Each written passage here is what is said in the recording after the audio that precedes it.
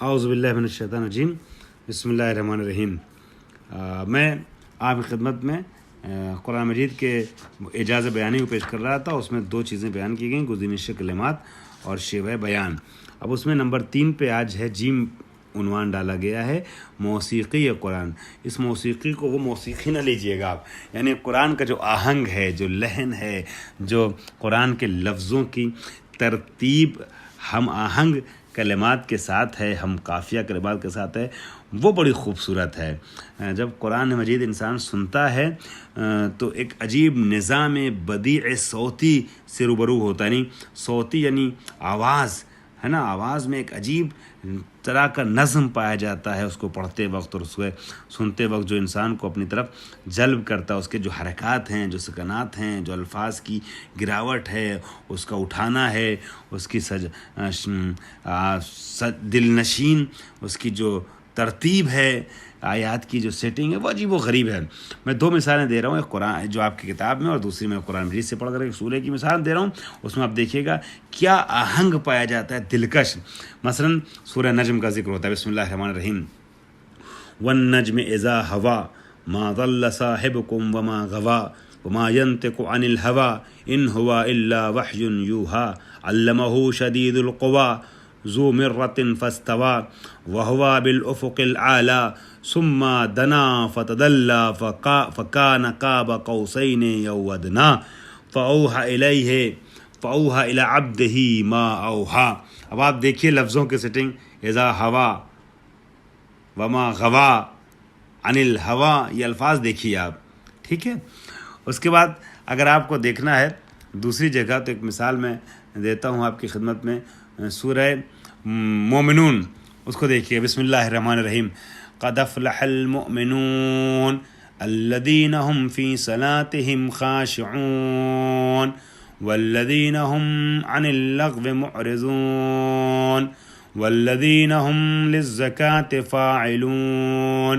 والذین هم لفروجهم حافظون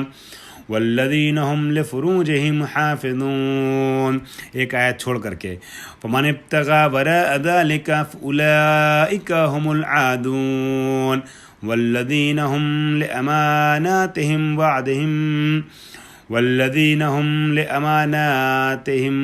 وعهدهم راعون والذین هم على صلاتهم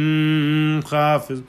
والذین هم على صلواتهم يحافظون اولئک هم الوارثون الذین یرثون الفردوس هم فیها خالدون۔ اب آپ دیکھیں یہ جو لحن ہے، یہ جو انداز ہے، جو طریقہ، البتہ میں قاری نہیں ہوں تو میں اس طریقے سے پڑھ نہیں پا رہا ہوں اور نہ پڑھ پاتا ہوں، میں تو بغیر لحن کے پڑھتا ہوں، لیکن جو لحن سے پڑھنے والے ہیں آپ محسوس کریں، عجیب جذابیت ہے۔ اور سب سے اچھا تو رسول اکرم پڑھتے تھے، لحن داؤدی سے بہتر، کہ کفار و قریش شب کے سناٹے میں آ کے چپکے سنتے تھے نبی کو، رات بھر سنتے تھے قرآن پڑھتے ہوئے اور صبح چلے جاتے تھے، اور اس طریقے سے ایک عجیب دلکشی سامنے آتی تھی۔ تو یہ قرآن مجید کا ایک آیات قرآن مجید کا پراکندہ اور بکھری مناسبتوں سے نازل ہونا، ٹھیک ہے، اور آیات کا آپس میں متناسب ہونا، یہ الگ بات ہے۔ کوئی آیت کسی مناسبت سے نازل ہوئی ہے، کسی موقع پہ اس کا سبب نزول کچھ اور ہے، کوئی آیت کچھ اور مناسبت سے نازل ہوئی، مگر جس سورے میں رکھی گئی ہے، اب آپ دیکھیں ان کا آپس کا آہنگ ایسا لگ رہا ہے کہ محتویٰ و مضمون جو ہے وہ آپس میں ملتا جلتا نظر آ رہا ہے، تناسب معنوی بھی پایا جا رہا ہے آیات سور میں۔ یہ قرآن کی عجیب پرکشش منزل ہے۔ یا پھر آ جائیے دال پر ابجد، دال پر نکتہ و ظرافتہ، جو نکتے اور ظرافتیں قرآن مجید میں ہیں، اور قرآن مجید میں استعارہ ہے، تشبیہ ہے، کنایہ ہے، مجاز ہے، اور دوسری اس طریقے کی فراوان چیزیں ہیں کہ جو قرآن کے حسن کو بڑھاتی ہیں، ٹھیک ہے۔ جو سخن دانان ہیں، جو سخن فہم افراد ہیں، وہ کہتے ہیں قرآن مجید کی جو تشبیہات ہیں وہ متین ترین تشبیہات کلام عرب میں، بلکہ کلام عرب میں اس کی مثال بھی نہیں ملتی ہے جو تشبیہات قرآن مجید میں پیش کی گئی ہیں۔ چنانچہ ایک مثال آپ کی خدمت میں پیش کروں، ابن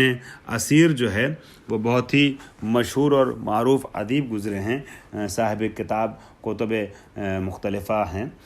کتاب ان کی تاریخ میں بہت مشہور ہے اور ادیب بھی ہیں عالم اسلام کے، وہ آیا جعلنا اللیل لباسا کے بارے میں کہتے ہیں، یعنی ہم نے رات کو لباس قرار دیا ہے۔ یہ کہتے ہیں یہ عجیب تشبیہ ہے کہ اس کے پہلے عرب میں اس تشبیہ کا استعمال نہیں ہوا تھا کہ رات کو لباس قرار دیا گیا ہے، چونکہ لباس جو ہے وہ انسان کے بدن کو چھپا لیتا ہے۔ رات کی تاریکی جو ہے وہ دن کے انسان کے اسرار کو پردے میں چھپا دیتی ہے، دن میں جو کچھ واضح ہوتا ہے وہ سب پس پردہ چلا جاتا ہے ظلمت شب کی وجہ سے، اس لیے اسے لیل کو لباس قرار دیا گیا ہے۔ یا میں ایک مثال آپ کی خدمت میں پیش کروں اس تشبیہ کی، قرآن مجید میں ارشاد ہوتا ہے ہن لباسکم وانتم لباسہن، ہے نا، وہ تمہاری بیویاں تمہارا لباس ہیں اور تم ان کے لیے لباس ہو، ٹھیک ہے، یعنی تم ان کے اسرار پہ پردہ ڈالنے والے اور ان کی حفاظت کرنے والے ہو، وہ تمہارے اسرار پہ پردہ ڈالنے والی اور تمہاری حفاظت کرنے والی ہیں۔ تو یہ تشبیہات جو ہیں وہ قرآن مجید کی پرکیف تشبیہات ہیں، جس کی مثال جو ہے دنیا ادب میں ملنا بہت مشکل ہے اور ایک منفرد انداز ہے قرآن مجید کا۔ اب اس کے بعد آ رہی ہے اگلے درس میں جو آپ کی کتاب کے لحاظ سے درس نمبر 20 ہے، ٹھیک ہے، اس میں جو ہے وہ اعجاز کے سلسلے میں گفتگو بڑھاتے ہوئے ارشاد ہوتا ہے اعجاز معانی کے بارے میں۔ اعجاز معانی، قرآن مجید کے اعجاز معانی کو دیکھا جائے، یعنی اعجاز معانی کا مطلب معنویات، اخلاقیات، قرآن مجید نے کس طریقے سے معنویات کو اس عظیم طریقے سے پیش کیا ہے، ایک عجیب طریقے سے پیش کیا ہے کہ دنیا حیرت زدہ ہے کہ اس معارف، اس طریقے کے معارف کو اور معنویات کو اس کے پہلے نہ پیش کیا جا سکا نہ اس کے بعد پیش کیا جا سکا۔ قرآن مجید کی زیبائی اور خوبصورتی صرف فصاحت و بلاغت میں نہیں ہے، بلکہ مفاہیم اور معانی جو عمیق ہیں، معانی کی جو گہرائی ہے، مفاہیم کا جو عمق ہے، ٹھیک ہے، اس کی جو خوبصورتی ہے، یہ زبردست ہے اور قرآن مجید کی انفرادیت کو ثابت کرتی ہے۔ پیغمبر اکرم جو ہے وہ قرآن مجید کے ساتھ لوگوں کے درمیان ظاہر ہوئے اور لوگوں کو تاریکی سے نکال کر کے نور کی طرف لے کے گئے اور نور کی طرف ان کی ہدایت فرمائی۔ چنانچہ قرآن کہتا ہے وَنَزَّلْنَا عَلَيْكَ الْكِتَابَ تِبْيَانًا لِكُلِّ شَيْءٍ وَهُدًى وَرَحْمَةً وَبُشْرَى لِلْمُسْلِمِينَ، کہ اے نبی ہم نے آپ کے اوپر نازل کیا ہے ایک ایسی کتاب کو جو ہر شے کے لیے تبیان ہے، بیان کرنے والی اور واضح کرنے والی اور آشکار کرنے والی، اور یہ کتاب ہدایت ہے اور رحمت ہے اور مسلمانوں کے لیے بشارت ہے۔ قرآن مجید جو ہے جس زمانے میں نازل ہوا وہ زمانہ وہ تھا کہ جب سطح جو ہے وہ کلچر کی، ثقافت کی، فرہنگ کی، ان لوگوں کی بہت نیچے تھی۔ ایسے ماحول میں نازل ہوا کہ جہاں چوری چماری کو اور گنڈئی کو اور ڈکیتی کو امتیاز سمجھا جاتا تھا، لڑکیوں کو زندہ درگور کر دیا جاتا تھا، یہ لوگ جو ہے وہ فرہنگ ذلیل کا شکار تھے، بالکل ان کلچرڈ لوگ تھے۔ اور البتہ یہ میں نہیں کہوں گا کہ وہ جاہل تھے، اس لحاظ سے فصاحت و بلاغت کو سمجھنے کے لحاظ سے اس منزل پہ تھے کہ قرآن کے لیے مورد تحدی اور چیلنج کے معرض میں قرار پا سکیں، فصاحت و بلاغت کے عروج پر تھے۔ لیکن جو اس کو کہتے ہیں جاہلیت کے شکار تھے، کلچرڈ نہ تھے یہ لوگ، بے عدالتی کا ان کے یہاں وہ تھا، ماحول تھا۔ ایسے ماحول میں قرآن مجید نے نازل ہو کر کے ان کو علم نہیں صرف، بلکہ علم کے ساتھ ساتھ معنویت، علم کے ساتھ ساتھ ادب، علم کے ساتھ ساتھ تربیت کے سلیقوں سے آشنا کیا، صداقت کے بارے میں بتایا، امانت داری کے بارے میں بتایا، وحدت اور انسانیت کے بارے میں درس دیا، اور پرچم انسانیت کو بلند کیا، اور پرچم معنویت اور روحانیت کو قرآن مجید نے بلند کیا، اور تاریکی سے نکال کر کے، ظلمتوں سے نکال کر کے نور کی منزل میں انسان کو معجزانہ طور پہ قرآن نے وارد کیا ہے۔ جس انداز سے بتایا ہے قرآن نے، اس انداز سے اگر نہ بتایا جاتا تو یہ انکلچرڈ لوگ معنویت کی بلندی پہ نہ پہنچ پاتے اور بڑی بڑی شخصیتوں میں تبدیل نہ ہوتے۔ چنانچہ اس میں سے مثالیں کچھ دی جا رہی ہیں۔ عدالت و امانت کے مفہوم کو قرآن مجید نے اس خوبصورت طریقے سے پیش کیا ہے کہ سننے والا انگوش بدندہ ہیں۔ چنانچہ اعلان ہوتا ہے ان اللہ یأمرکم ان تؤدوا اماناتکم الی اہلہا وَإِذَا حَكَمْتُمْ بَيْنَ النَّاسِ أَن تَحْكَمُوا بِالْعَدْلِ تحکموا بالعدل، کہ اللہ تم کو حکم دیتا ہے کہ تم جو صاحبان امانت ہیں ان تک ان کی امانتوں کو پہنچا دو، اور جب لوگوں کے درمیان حکم کرو، قضاوت کرو، تو پھر عدالت کے ساتھ کرو، عدل اور انصاف کے ساتھ قضاوت کرو۔ یا دوسری جگہ امر بالمعروف اور نہی عن المنکر کا حکم دیتے ہوئے اور اس کی اہمیت کو سمجھاتے ہوئے خوبصورت انداز میں ارشاد ہوتا ہے ان اللہ یأمرکم بالعدل والاحسان وایتاء ذی القربى وینہی عن الفحشاء والمنکر والبغی یعظکم لعلکم تذکرون، کہ پروردگار عالم تمہیں امر کرتا ہے عدل کا، احسان کا، ذی القربى کے حق کو ادا کرنے کا، ٹھیک ہے، قرابت داروں کے حق کو ادا کرنے کا، اور تمہیں فحشا سے یعنی برائیوں سے اور منکر سے روکتا ہے، اور تمہیں سرکشی سے اور ستم سے روکتا ہے، اور تمہیں وعظ اور نصیحت کرتا ہے اللہ، تاکہ تم جو ہے وہ کچھ سیکھ لو، تمہیں کچھ سبق مل جائے، تم یاد کر لو کچھ۔ اسی طریقے سے ارشاد ہوتا ہے وَلْتَكُنْ مِنْكُمْ أُمَّةٌ يَدْعُونَ إِلَى الْخَيْرِ وَيَأْمُرُونَ بِالْمَعْرُوفِ وَيَنْهُونَ عَنِ الْمُنْكَرِ أُولَٰئِكَ هُمُ الْمُفْلِحُونَ۔ نہ صرف یہ کہ یہ کہا گیا کہ تم سدھر جاؤ، بلکہ قرآن ایک معارف، ایک عجیب معنویت کو پیش کرتے ہوئے ارشاد فرماتا ہے کہ تمہیں خود سدھر کے نہیں رہنا ہے، بلکہ دوسروں کو بھی سدھارنے کے لیے کوشش کرنا ہے۔ تم میں سے ایک امت ہونی چاہیے ایسی کہ جو خیر کی طرف دعوت دے، امر بالمعروف کرے، نہی عن المنکر کرے، اور یہی وہ لوگ ہیں کہ جو کامیاب ہیں۔ چنانچہ گفتگو کو آگے بڑھاتے ہوئے نمبر 3 میں ارشاد ہوتا ہے صاحب کتاب کی طرف سے کہ اللہ نے اپنی کتاب میں متجاوزان اور سرکشوں اور بدماش ٹائپ کے لوگوں سے مقابلے کرنے کے لیے بھی عجیب بات کہی۔ آپ دیکھیے تو ہمارے یہاں کیا ہوتا ہے کہ ہمارے یہاں ظلم ہے، اور یا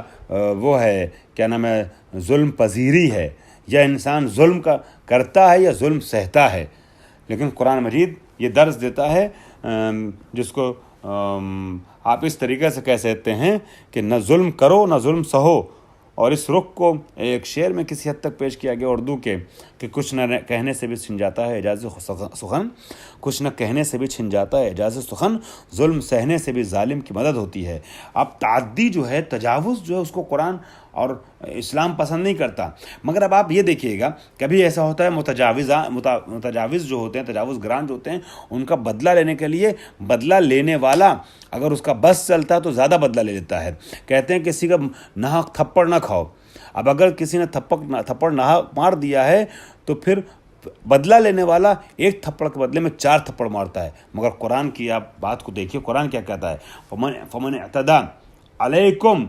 فاعتدوا علیہ بمثل ما اعتدى علیکم، اگر کوئی تم پر تجاوز کرے تو تم اس کے ساتھ ویسا ہی تجاوز کرو جیسا اس نے کیا ہے، یعنی جیسا اس نے تمہارے ساتھ برتاؤ کیا ویسا تم کرو۔ یعنی نہ تو ظلم کو سہنے کی قرآن اجازت دیتا ہے، اور نہ یہ اجازت دیتا ہے کہ جتنا ظلم کیا گیا اس سے زیادہ بدلہ لو۔ اب سمجھ میں آیا مولا کائنات نے وہ جملہ کیوں فرمایا تھا اپنے ملزم کے لیے کہ اس نے ایک ضرب لگائی ہے، اگر میں زندہ رہ گیا تو مجھے پتہ ہے کہ اس کے ساتھ کیا کرنا ہے، لیکن اگر میں مر جاؤں، میں دنیا سے رخصت ہو جاؤں، شہید ہو جاؤں، تو پھر ایک ضرب لگائیے، ایک ضرب کے بدلے میں اس کے اوپر ایک ضرب لگانا۔ یہ ہے قرآن مجید کے پیغام کو پہنچانے والا واقعی معلم قرآن۔ نمبر 4 میں بیان فرماتے ہیں تقوی اور جہاد انسان کی برتری کا معیار ہے۔ چنانچہ ارشاد ہوا انا خلقناکم من ذکر و انثی وجعلناکم شعوبا وقبائل لتعارفوا ان اکرمکم عند اللہ اتقاکم،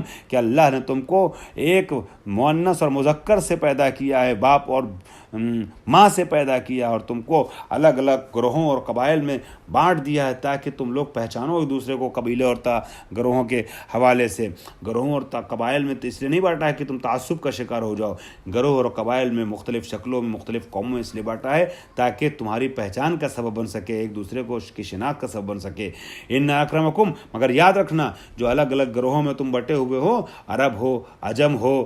کالے ہو، گورے ہو، امیر ہو، غریب ہو، فارس کے ہو اور حجاز کو، یہ ساری چیزیں جو ہیں نا، نسل پرستی ہو، خاندان پرستی ہو، کنبہ پرستی ہو، یہ نہیں، اس لیے نہیں ہے کہ تم تعصب کا شکار ہو جاؤ۔ دیکھنا تم میں سب سے بہتر کون ہے، ان اکرمکم عند اللہ اتقاکم، تم میں اللہ کے نزدیک مکرم وہ ہے جو صاحب تقوی زیادہ ہے۔ یا ارشاد ہوتا ہے فضل اللہ المجاہدین علی القاعدین اجرا عظیما، کہ مجاہدین کو اللہ نے قائدین کے اوپر یعنی جہاد نہ کرنے والوں پر تو فضیلت عطا کی ہے۔ گفتگو اور آگے بڑھے گی اگلے درس میں۔ واخر دعوانا الحمدللہ رب العالمین۔